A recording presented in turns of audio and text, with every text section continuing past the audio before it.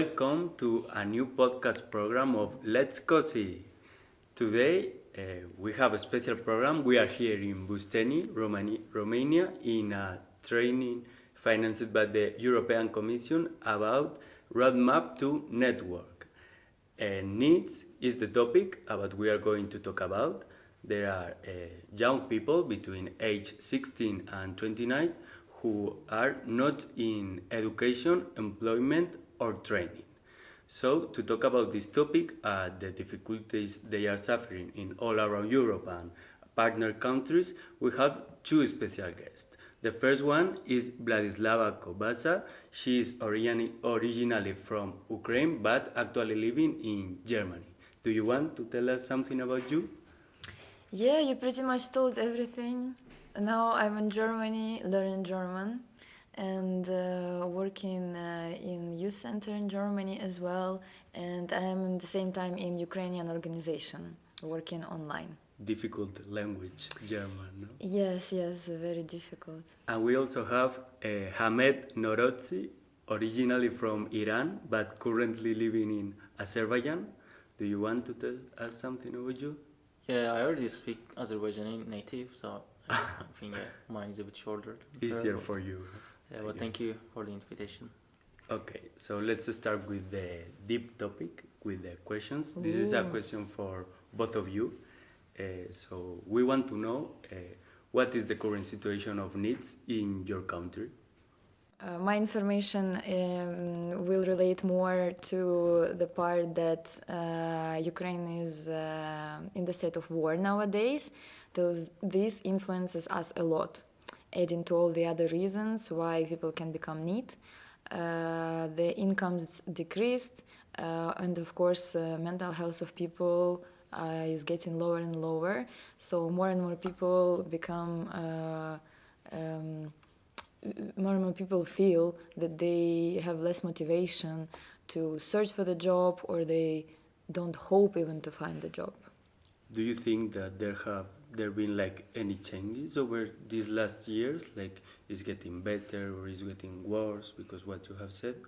I would say yes, because at the beginning, in the beginning of full-scale invasion in 2022, people were completely lost. So everybody stopped working. So there was nothing really going on.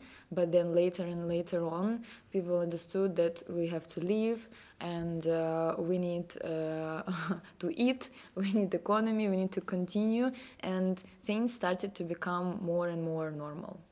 Yes. What do you think, Hamed? I think for us it's a bit, I don't know. I'm not sure how it goes on governmental level, but I don't think that like we are now addressing all the categories of like needs, people who might be like fitting in those profile. Over the past 2 years, I can see like the changes.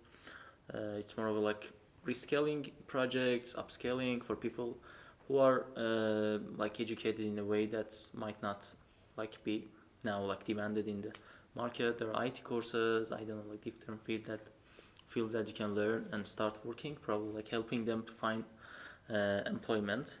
And at the same time, I do see like it's more technical oriented and also soft skill like gap is being addressed. So I would say probably like it's more for people who are available and who are job seekers. I'm not sure how it's going on in regions, and I think there's a gap there as well. So. Okay, so this question is specific for you, Vlada. As a social worker, activist, and educator who works directly with NEET youth, how do you see gender influencing challenges faced by NEET youth? Well, of course, gender influences a lot. From women, it's expected to take a little bit more responsibility on care about the family members and, of course, childcare. And there is responsibility to have a certain appearance and the responsibility also on many other things. And we don't really have a lot going on a lot of funding or help coming from state in this respect. I mean, the childcare, for example, have respect, and this influences women searching for jobs a lot because they cannot simply find time sometimes to look on the job platforms or to apply or to have online interview with employer without child screaming around, and of course they are also, because of this, considered not really reliable workers because they always can get a problem with the kid and get away from work. Yeah. What specific barriers do you think the women face? I think what I said, the lack of help, both from sometimes it comes both from family members or friends in this respect. Women are expected to somehow take care of everything and have a work as well, and we don't really have any financial support. The only thing we can rely on is such NGOs as ours that can offer some time to bring us the kid, leave the kid, and the woman can go and try to find, for example, a job or education opportunity, or simply have time to relax and forget for a little bit about this part of life. Yeah, I think you are totally correct. Thank you for this. Thank you. For both of you, what are the most common reasons young people in your region fall into NEET category? I don't think we have like educational problems. So basically, there's too many opportunities. Because yeah, I can see that because the good part about Azerbaijan is that recently the government is funding a lot. We had a program called TechNest that was funding and giving scholarship to people to learn certain skills. There's an employability agency that helps people with mostly like learning skills that can help them create a business, not like entrepreneurship, but like more like if you want to be a tailor, which is something that is needed, or you want to be a barber, which is needed in also in regions, like more of like superficial kind of, and I wouldn't say superficial, like less complicated skills. Like the government is funding and also it's giving them money to take those courses. So I'm not sure if education would be a problem, but I think a big problem that is happening in Azerbaijan is that Azerbaijan is too polarized. So if you go to Poland, it's not just Warsaw, it's Krakow, Lodz, other cities. I think that might be the problem, like maybe in Georgia as well, I'm not sure. Like most of the country might be in one part. But like if you go, I don't know, to other countries, Italy, like there are several big cities. But in Azerbaijan, it's only Baku. So 10 million people, 4 million of them living in Baku. And other cities like spread it out, distributed, but they don't have enough chance. So it's probably like mostly about employability. So it's not only limited in terms of numbers, it's limited geographically, it's limited, I don't know, maybe vertically, like sometimes, yeah. So that might be one of the main problems. The last one, I think it's not only Azerbaijan, it's more global, is the fact that there is a big gap between academic education, and the market's need. So it's basically you get a diploma. I'm not sure about that, but I've never had my diploma. So you get that, they throw it away, and then you start reskilling. You start learning something else. You start upskilling. And we were having this conversation. Do you study business? Do you want to work in marketing? You need to go to marketing courses. You need to learn digital marketing, because the programs were updated 10 years ago, and now everything is changing. I don't know, on even daily basis. Yes. Yes, there is a mismatch between what you learn in education and what the companies are searching for when you apply for a job. The supply demand is not just about job and people. It's not that there's lack of job. It's also there's lack of qualified candidates. So That makes big. Is it the same in your region, Vlad? No, I'm really happy for Azerbaijan that there are a lot of opportunities that people cannot even To choose. train and educate. To train and not to work. educate, Okay. still, very, very good. Because I wouldn't say, unfortunately, by now in Ukraine this is the case, that there are opportunities and people get lost in choice. Usually people are desperately searching for opportunities and funding, because a lot of funding now goes to the needs of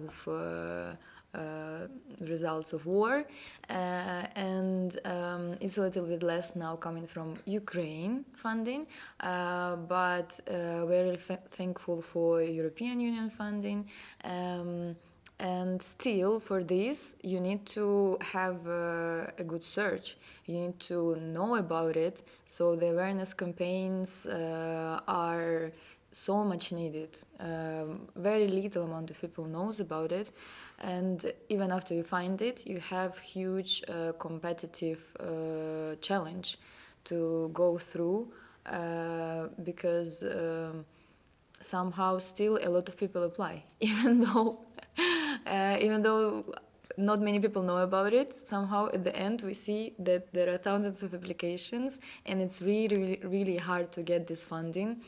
And it sounds controversial that now a lot of the fundings are trying to help Ukraine. Still, maybe the amount of people who want to leave Ukraine for obvious reasons probably increased. Not probably, but for sure increased. And maybe this is why now the competitive challenge is still the same or even bigger. And also, I can comment on the people who are misplaced inside of Ukraine and the ones who evacuated from Ukraine. It's also hard for them to find any kind of job or training, because as well people see them as temporary inhabitants, so employers are not really likely going to hire them comparing to some other job seekers, because they think that they might leave at any point. I have another question for you, Vlada. So 50% of NEETs are unable to work due to caregiving responsibilities. These are called unable NEETs. They are the ones that they cannot be in education, employment, or training because they have bigger responsibilities. Are there support systems in the place you live to help these young people to re-engage with education or employment? In Ukraine, it's not a big amount of such help, unfortunately, but it's getting better and better, because people are trying more and more to understand, and understanding more that it's really important, and only by now I would say organizations which are like non-governmental, like ours, are providing such help. Really rarely such help is provided on some work places for people, and usually it's maybe IT sphere, so where there is some money going on, but not really on a normal, for example, governmental workplaces. But I can see what's going on in Germany, and I'm pretty happy with comparing to Ukraine, bigger level of help in this respect. Almost everywhere you can see opportunities for childcare. So there's also competitive part in it, because you have to still go through the application process. You need to find a spot somewhere not far from your house, etc., etc. But still, there are much more opportunities in Germany, and this is what I'm hoping to do. I want to try to find the ways they provided it in Germany and somehow implement it in Ukraine. Maybe write a project about it and hopefully implement it in Ukraine in future. I also want to ask both of you, we know that you are part of non-governmental organizations, So we would like to know what kind of services or opportunities does your organization offer to support needs, especially in terms of skills training or mental health or job placement. It depends. There are lots of things. Some of them that I mentioned. We do focus on teaching a lot, but it's not in terms of like information exchange. It's more of on how we can build skills. She mentioned IT, probably like more digital skills. I would put, not IT specific. So we teach those. We also have career advisory such service, which is not like, it's not going to make you the best candidate in one day, one night, but it's going to help you a lot to at least understand what is the gap, what is that missing. In terms of, but mental health, I think we are way behind in general, because this is something that people are just now starting to realize, that they need to have like work-life balance, they need to have some time to reflect. Even like the reflections that we are talking about are not fully reflection, it's more of like report. So maybe like it's also something that's starting. We don't do that, but I hope that I can do that in the future, because of my background, because of what I found meaningful in life, focusing on that part of my life. And generally, mostly it's about, as I mentioned, teaching, making them available in the market as job seeker, probably like someone who is like who is qualified. So like it's more hard skill qualification product. What about you, Vlad? We are also trying to do our best in terms of orientation, to find your passion in life. Not only to choose a job, let's say, but firstly you need to find what you are really passionate about, and then try to understand how you can make money out of it. We are providing Ikigai training, which means that we are trying to help young people to find what they really like to do, and at the same time what out of these things can be paid and really positive for society. So things which are usually combining these three can be a really good job, and we are trying to help everyone to find it, not only actually young people, but to our center can come anyone, or we can make an online consultation about it. We're also trying to have a really safe space in the youth centers, so that people who come can feel really at home and relaxed, and then finally they can maybe even open up to themselves. We're trying to ask the right questions, and we also are helping them to search for fundings, which is really hard and really important. We sit with them one-on-one, and we are actually Googling with them, and also at the same time teaching them how to do it, and finding ourselves about some grants which we can offer to the next one who comes. And I think this is the most important part, because usually people are not aware, as I said, about funding opportunities, or they're afraid to start to search, and most important is they're afraid to apply, because a lot of people have imposter syndrome. They're sure that they are not enough. Who doesn't? That's true. And our job is to persuade them that you have to apply, you don't lose anything. And majority, well, like, I'm really proud that majority of the young people who applied with our help got their scholarships. Whoa, I guess you have a lot of work. He's a busy one. Yeah. So, Hamed, you mentioned something before related to mental health and mental health support.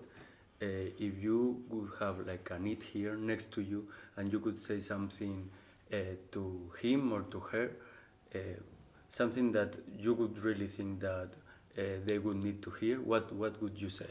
I think Vlada mentioned imposter syndrome.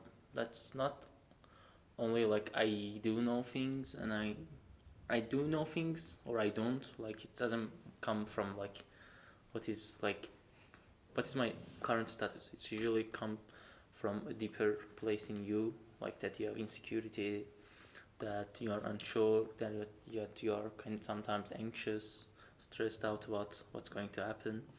So and it happens a lot because I've been in that place for several months, not knowing like what I want to do. It's not just about finding a job. It's not knowing what I want to do next. So and one of the things that I found fascinating was about what is the underlying reason behind it. Is it me that I'm not enough, or is it me that I want more all the time? Also, Vlada mentioned like you want to know what's your passion. I would even put like what is the point that you can be satisfied? You know, not in terms of milestones, but in terms of like a place in your life. I don't know. I have, for example, I live now on my own. I think statistically speaking, 1 person out of 1,000 person maybe in Azerbaijan can do that because of like payments and all these things, maybe cultural structure of the family. But still, like a year ago, I was not satisfied. It was not because of what I had. I would probably feel imposter or I will feel like anxious, but I was in a very good situation. So I would probably focus on what is coming from inside, not what is the external factors. So that's one thing. I mean, I'm not a psychologist, even though I studied that, and I sometimes help them even unpack their emotions. But I would focus on what is underlying reasons, because at the end of the day, and the funny thing is that I work with lots of high achievers, students who studied in the highest level of education. They worked even abroad, and like we try to find what we need in the end, not what we can always get. We can get the best, we can get the world. I don't like, according to my Instagram feed, I can become a millionaire, but is it going to be something that will feed me, serve me in the end or not? So that's probably like the main thing. Yeah. It is true that nowadays society are starting to give more importance to this topic about mental health, about imposter syndrome and all these things. But it's also true that we also have like a pathway to walk along through this topic, because it's getting more and more important and it's affecting all of us, not only NEETs, not only youngs, like everyone is affected by this. Now I'm going to read like a quote of a scientific investigation, and after this I will ask you, Vlada, a question about this. What do you think about it? Okay? Okay, I'm excited. A prolonged absence from work is considered to be of higher risk, leading to disengagement and even social exclusion, leaving them exposed to financial hardship and poor mental health, even depression, a study says. Do you think this is true? Can you share your experience as a youth worker regarding this issue? Yeah, of course. As a person who evacuated herself and was not working on a non-voluntary job for a long period of time, I can agree 100%, because the more you don't work, the more you think that you're losing your skills, you're not good enough comparing to people who are at the level which is needed nowadays, and they're getting better and better, and you're still not understanding on one spot, on the same spot, but going more behind because you're forgetting something important, and it really influences your mental health again. Maybe you didn't forget anything, but you just think so. So we also work with a lot of refugees and people who fled, and we are talking to them exactly on these topics too. We are trying to remind them that the skills they have are not lost. It just feels like this, and you can also keep yourself updated in your profession, in your sphere, and you such as good candidate as all of the people around, even though you might not know German as good as them, even though you didn't work for some time, but you needed this time for your integration and for trying to cope with war in your mind. Full scale invasion. Exactly. Yes. Thank you so much, dear colleague. And we're really trying to remind people that they are enough. So it's not only about imposter syndrome, it's about everything.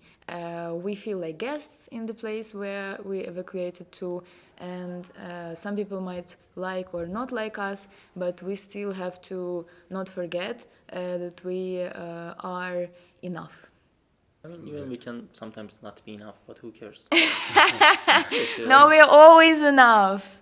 no, in the end of the day, like, the only thing that we need to be enough is to survive. And I can eat, I can cook, I can do so many things. I don't have to be enough to such certain levels. So that's the kind of thing that I'm also talking to people, like, what does define mean? What does enough mean? Like, sorry, how do you define that certain area that I'm enough? And let's say you are enough. So what's the next? Like, do you always have to like aim for being enough? I think the best part was also what you said. Like, you start to just live, because as French say, c'est la vie. So, I get your point. I think also a problem of these needs is like when you start being in a cycle of being need, this can lead to the problems that you have said about depression, about this scientific research that talk about this topic. And there is also a problem with these people that sometimes we don't know how to find them. How can we find this target group, and what strategies can we use to find these people? so I think it's a lot about visibility. And I can say, because I remember, like, we were having sessions in regions, and I was facing actually like people who I would never probably like guess that they would join such things, you know. So even like in the, I don't know, remotest places, if you go around, if you can create visibility, and visibility doesn't come only like with Instagram, with things like this. Maybe we sometimes forget that the easiest part to get people's attention is going to where they live, to have info sessions, to have like engage them in what they are doing on daily basis. Like lots of young people go to school, right? And most of them go to school. Like, this is a mandatory thing. So, for example, for this specific session, we needed girls from age of women from age of 13 to 40 something from a specific region. So we went there, and it was funded by several organizations. So we went there. We had the money, but we just needed to create visibility. It was like schools, probably where like some of them were parents. So where do parents go? Like, we would just find them, and I think the most difficult part was to not to kind of gain trust that we are here with you. Okay, we are not here to tell you what to do. We are here to ask you what you're doing and what do you think might be better. So still, my opinion is that you can reach to people if you know them on a more personal level. So if you can find them, like, as I mentioned, I'm saying it as someone who has extreme experience in digital marketing. You know, I'm like more of a computer, Facebook, Instagram guy. Yes, I had to learn a lot because I had imposter syndrome. Yeah, I was never enough. Then I took some psycho. Yeah. But yeah, like, we can sometimes forget that offline ways. I don't know. And there's this 6 handshake rule. I don't know if you've ever heard of it. Yeah. Yeah, they say like you're only 6 hand shake away from other So, for example, I'm 6 handshake away from Elon Musk because Elon Musk is co-founder in Tesla. Was once in Baku when they were having it. Seriously, like my friend was the one who was the organizer, and I had handshake away from Elon Musk. So I don't think it's going to be way more to go get to someone in region. So we can also use our networks, find people. I'm sure there are people who are let's say local and also passionate or maybe like motivated to do such things. So the best way is just reach out. Yeah. And how does your organization or your strategies or your target people, how you find them? Like social media is your preferable method? My personal preferable is not social media. We of course use. I'm old. I'm very old. My personal preference is not social media, only because I also like personal approach. So, but to gain trust, you cannot really get it through social media. You need to talk personally to someone. Of course, we use social media always for everything, and this is the most probably effective and way to get the majority of people to hear about your events. But what I do with my team, we go to job fairs. This is the place where you can find people who are searching, and this is exactly what we need. The normal job fairs, the job fairs for vocational training, even the fairs for student jobs or any educational trainings. We just see someone who has lost eyes.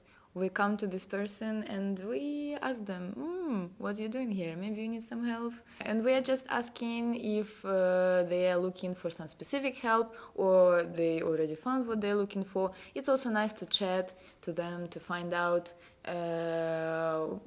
what struggles they have. So that we can also build our strategy and maybe we can create a new opportunity in this respect. So it's always nice to talk to people in person, for young and old people. Yes, for everyone. Exactly. We also know that nowadays people sometimes need, they think they are lack of skills or soft skills are getting more important. And we know that you, Hamed, you try to make these people to upskilling or reskilling. What main competencies do you try to develop when working with NEETs? So usually soft skills are not the one that needs. So I would put it like this: soft skills are not the one who that will need like direct trainings. Okay. So usually focus on that probably within those sessions. So I'm always telling them like, okay, we can find frameworks to make our communication better. We can find ways to improve our, public speaking. We can, like even by learning, we will be more confident. But in general, I'm saying like soft skills is not something like we will get in a room and we will just learn. In the end of the day, it doesn't work like that because most of them, leadership is not something that comes like with training. Yeah, mindset probably might need to like get it adjusted to that level, or so many things that doesn't come directly with training. But in general, like this, when we talk skill wise, it's more about what is needed during the job. Like, okay, you're going there. I know like these are the things that is mentioned in the book, but nobody's going to ask you what's happening there. And I think that other parties are like, okay, when you learn, you are still on that level, the same level, because you're unemployed or you don't feel enough or like in that level. So we are just like, okay, let's learn by building. Yeah. So for us, I think I teach business and marketing and having portfolio, doing cases. I teach it in more specific segments in IT related stuff. So we do lots of those projects, and by doing those, we not only have a portfolio, but also a bit gain soft skills. Like you understand how to navigate thing, how to communicate thing. It happens over time, and I believe everyone's talking about mindset. It's one of those famous buzzwords that everyone's using. But mindset also comes if you talk about something over and over and over. Finally, like they start understanding it. Hopefully, yes. Yeah. Okay, so as a last question of this podcast, I would like to ask you, what do you think are the most common stereotypes about NEETs, and how can we break or cancel them? Hard question. I don't know which one to choose. I think the stereotype is more than they are lazy and they don't want to do anything, they're not interested in anything, and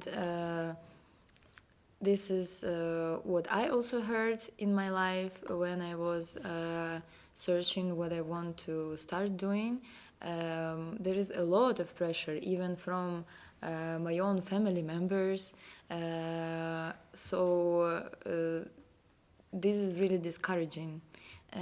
But this is really a stereotype, because when you really start talking to people, you know that they have passions, they have desires, interests, even when they don't realize it themselves. They have something they're interested in, and you just have to have a talk and find this precious part, and then everyone's happy. So I would say really stigma about people being not thinking about their future. So there is a huge pressure of you already being at 5 years old, knowing what you want to do in your life, who you want to become, what will be your profession, and you don't know. You cannot even know when you're maybe 30, maybe 40, so old. And it's okay, guys. Everything is okay. No, I don't think so. I'm just kidding. I just wanted to finish quickly that it's important to live your life in your own pace. So use the speed that you want. Someone is quicker, someone is slower, and everything is normal. Just don't listen to the people who are trying to speed you up or slow you down. Just do your speed. Yeah, also don't compare yourself with others, because there is always going to be someone more pretty, more intelligent than you, more than you. Yes, true. Yeah, I don't know. I mean, stereotypes happen because people like do it. I don't know. I'm not saying stereotypes. So here's the thing. I'm not against stereotypes. There is a reason that some of them are stereotypes, but the problem is also the same thing, because they don't get updated. There is no updated version of stereotypes. Okay, like 20 years ago, like first of all, I come from Iran. There was no Erasmus in Iran, right? So my father probably couldn't do Erasmus, right? And he grew up in an environment that having a kid was a value. But I grew up in an environment that probably having some skills, like social status, I don't know, like board view, like these kind of things might be a value. So the problem with stereotypes is that there are stereotypes because they happened in the past and they don't get updated. Maybe if we update them, we can use them, and they don't necessarily have to be bad things. That's what I'm saying. But the main thing about NEETs is that when you feel the same thing inside you, what other feels about you, that you might be a loser, you don't have a job, you're lazy, I don't know, it will get reinforced in a negative way. And probably the last part is that we sometimes forget that we are all human. It's not just about having your own pace, it's also about having compassion, understanding like we all can be in a lower position sometimes, like in a position that you don't have all the opportunities. So probably that is the hardest part for us, that we live on survival level. Sometimes that's a bit difficult to be compassionate. So But we're trying. I don't promise, but yeah. Just kidding. It's already something. Yeah. So, as we have seen, supporting NEET youth isn't just a responsibility, it's an investment in our collective future. These young people face real challenges, from economic struggles to emotional barriers, and they deserve solutions that are inclusive, practical, and filled with empathy. By offering education, skills training, and a strong support system, we are not just changing individual lives, we are building a stronger, more connected community. I want first of all thank our guests, Hamed and Blada, for being today with us. Also thank our listeners, and don't forget to follow on our social media, Facebook, Instagram, TikTok, YouTube, Spotify, and stay tuned for more COSI together.